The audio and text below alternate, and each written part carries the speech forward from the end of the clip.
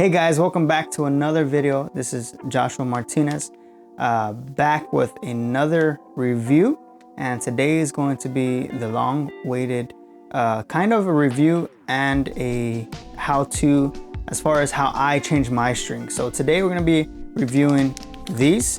These are the Martin Extra Light strings. These are the ones that I always use.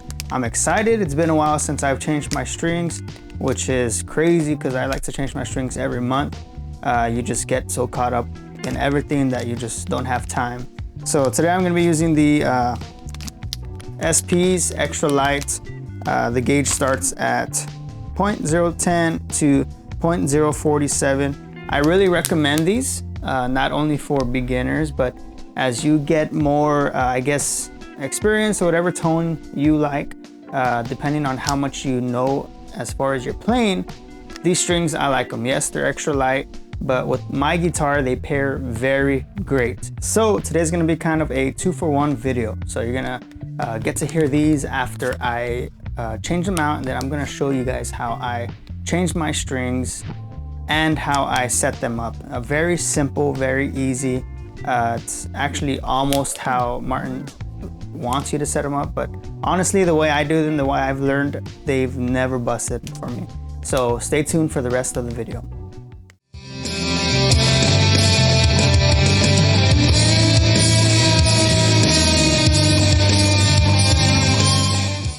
All right guys, so I got my guitar, and the first thing you have to do, especially if you're new, what you want to start off, a lot of people have different views.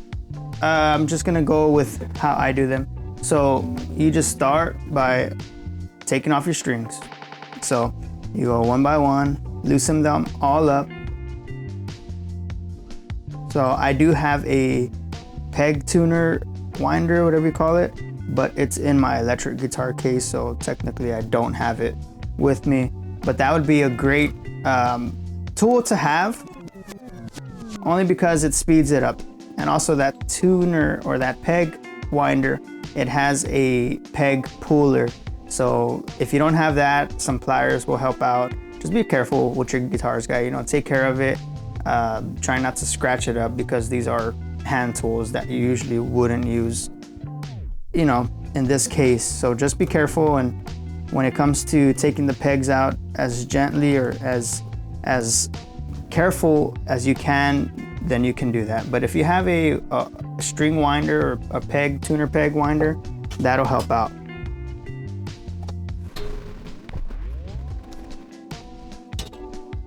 So you know your strings are bad when you can feel when they're not smooth. And right now, that's how mine are. So that's how you know it's been a long time. And I don't leave my guitar out, guys. It's always in a case. So these are old, they're old strings. So I'm kind of excited to put these new ones on.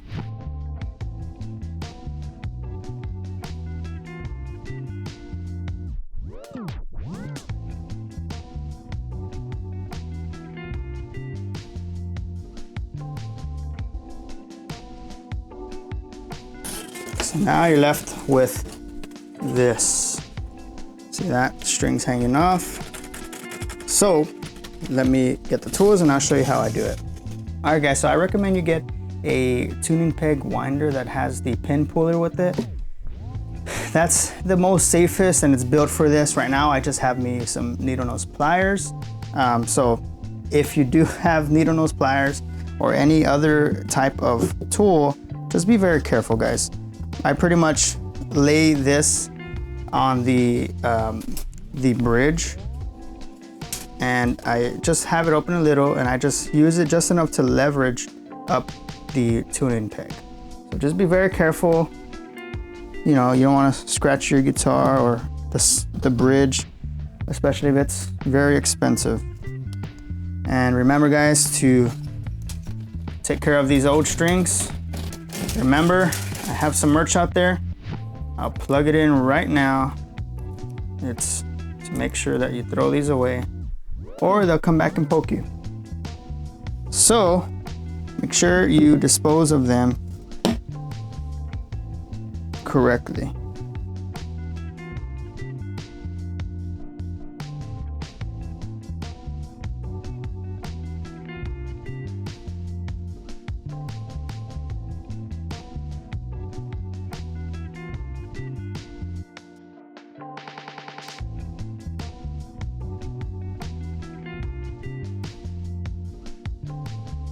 All right guys, just a quick tip before you start to put your strings on, make sure you clean your guitar. I use a microfiber towel, simple, you know, you get this for $1 at the dollar store. And then I like to use furniture polish, kind of like Pledge.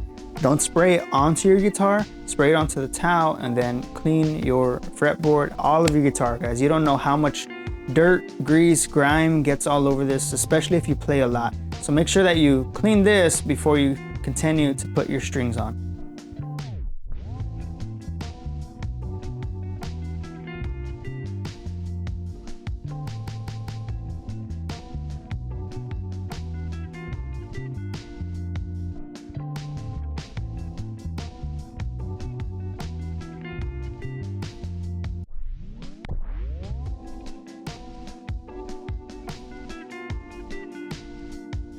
Check it out guys, you're just on the fretboard. Look at all that mess, grease and dirt that just builds up over time. So make sure to clean it very good because you never know when you're gonna change them again.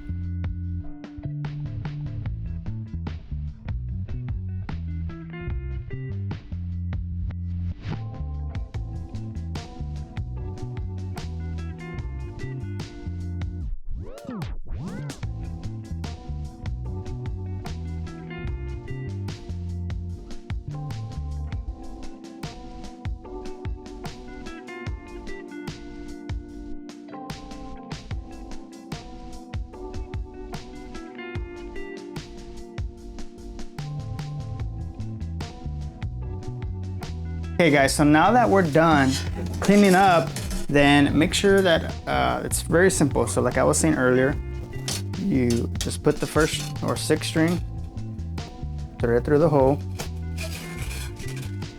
and you're gonna want maybe a fist or maybe a little less than a fist of room. And then from there, you're gonna turn your tuning peg counterclockwise. Now, you're just gonna have to hold it, then you'll feel it start tightening up. When it tightens up and starts bending at the top, then make sure to keep that tight. Now, I'm gonna show you, this is all that I do guys, every time. When I do my strings, I make sure that the excess, this piece up here, goes under the string, under the part that goes through the hole on the tuning peg. So spinning it, just make sure it goes under.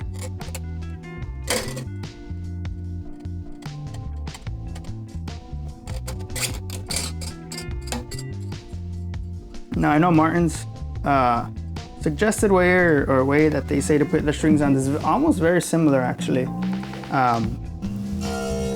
But this is all I do. So I do that.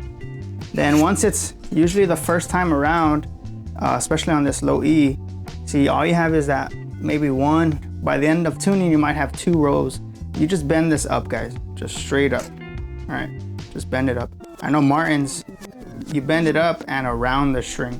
But honestly, from my years of tuning like this, I've never had any problems. So then you have your wire cutters. You just go flush with the tuning peg and cut that piece.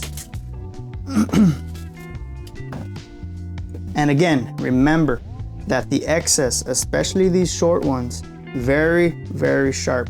Especially if you have kids, make sure you throw these away, guys. And in all seriousness, they are dangerous. Also, you can get your merch. So I'm just gonna continue with the rest of the strings. Same exact way, putting the ball end into the saddle pinhole and then giving about a fist of room, tuning it up, and then just going under the string. That's the important part. Go under the string up here. So you go under, all right? So this is that. You go under there. And then once it comes up, just point it straight up. So you might see a time lapse, but I'll be doing that for the next 15 seconds or so. So stay tuned.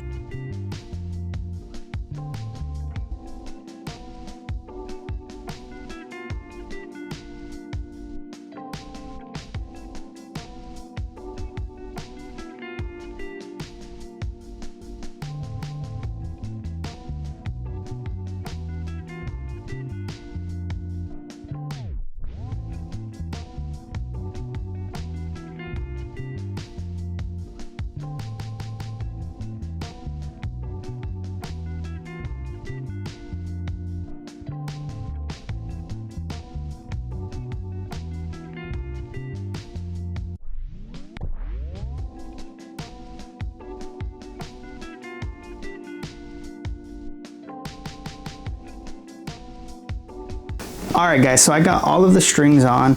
Of course, they sound hideous, but before you start tuning or anything, just make sure you push down all your pins, just to be sure, be safe, because they'll pop out.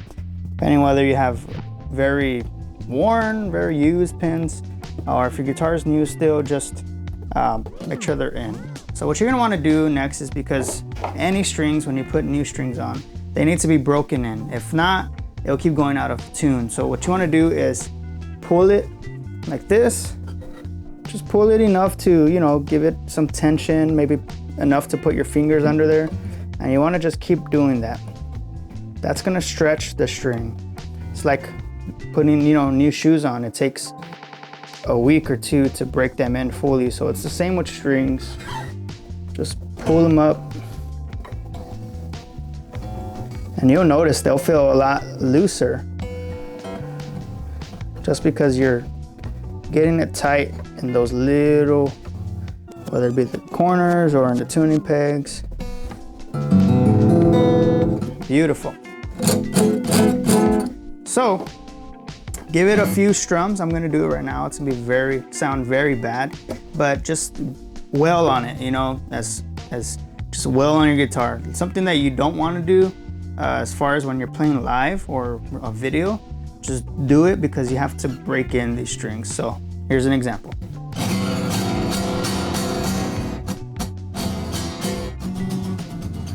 Just run your fingers up and down the fretboards.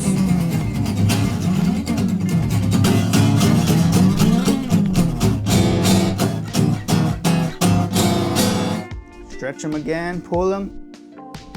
Keep pulling them. I will say already, just in this, man, they feel good. It's been a while since I've had new strings on my acoustic, and it kind of takes you back to when you first bought your guitar. You're trying it out, you loved the way it played and felt. This kind of brings you back to like if you're having a new guitar. So it's why I used to like doing every month, but you know, I mean, strings are cheap, but sometimes you forget and you're busy, and some strings are cheap, but you know, these are not too bad. I'll link them down in the description. I use my affiliate link, so if you do purchase it, I will get, you know, a small percentage. It's nothing to pay the bills, but at least it helps out, you know. And if you're looking to buy strings, well, you know, it's gonna be the same price to you, but I'll get a little percentage. So thank you in advance if you use that affiliate link. So I'm gonna start tuning, guys.